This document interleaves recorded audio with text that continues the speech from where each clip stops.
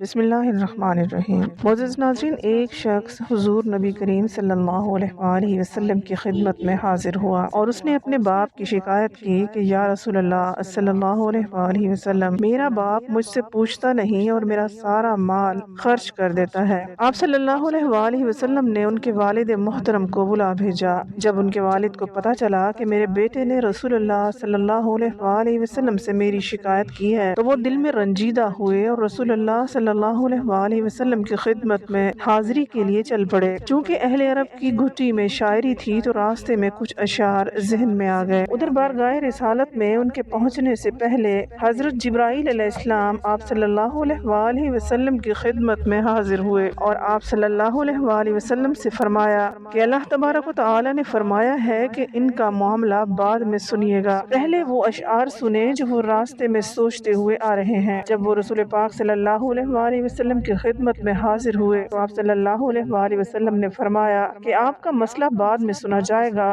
پہلے وہ اشعار تو سنائیے جو آپ ابھی راستے میں سوچتے ہوئے آئے ہیں۔ ناظرین، وہ بہت مخلص صحابی تھے۔ یہ سن کر وہ رونے لگے۔ یہ سوچا کہ جو اشعار ابھی میں نے سوچے تھے اور میری زبان سے ادا بھی نہیں ہوئے تھے، ابھی میرے اپنے کانوں نے بھی انہیں نہیں سنا تھا، لیکن آپ صلی اللہ علیہ وآلہ وسلم کے رب نے وہ بھی سن لیے اور آپ صلی اللہ علیہ وآلہ وسلم کو بتا بھی دیا۔ آپ صلی اللہ علیہ وآلہ وسلم نے اس شخص سے فرمایا کہ وہ کیا اشعار تھے، ہمیں بھی سنائے۔ ان صحابی رسول صلی اللہ علیہ وآلہ وسلم نے اشعار پڑھنا شروع کیے۔ آپ کو ان کا آسان ترجمہ بتانے کی کوشش کرتے ہیں، چونکہ جو اشعار تھے وہ جس اعلیٰ پائے کے تھے اور جو جذبات کی کیفیت تھی ان کی صحیح ترجمانی اردو میں مشکل ہے۔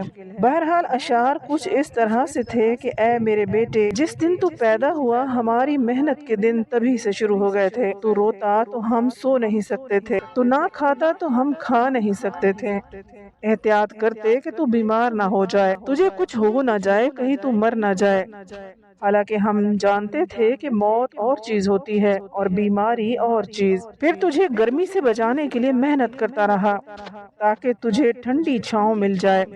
جو کمایا تیرے لیے، جو بچایا تیرے لیے، تیری جوانی کے خواب دیکھنے کے لیے اتنی محنت کی کہ میری ہڈیاں کمزور ہو گئیں اور تو کڑیل جوان ہو گیا۔ پھر مجھ پہ خزاں نے ڈیرے ڈال دیے اور تجھ پہ بہار آ گئی، میں جھک گیا اور تو سیدھا ہو گیا، میری خواہش پوری ہوئی کہ تو ہرا بھرا ہو گیا۔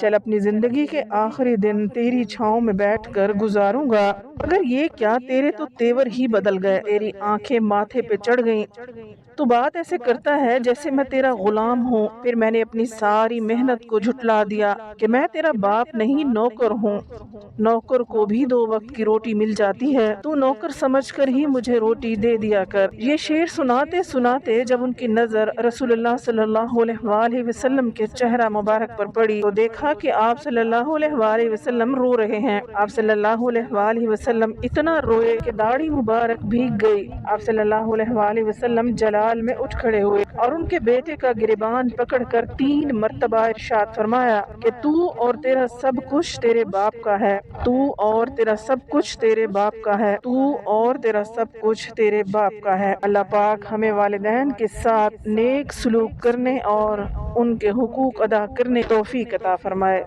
آمین۔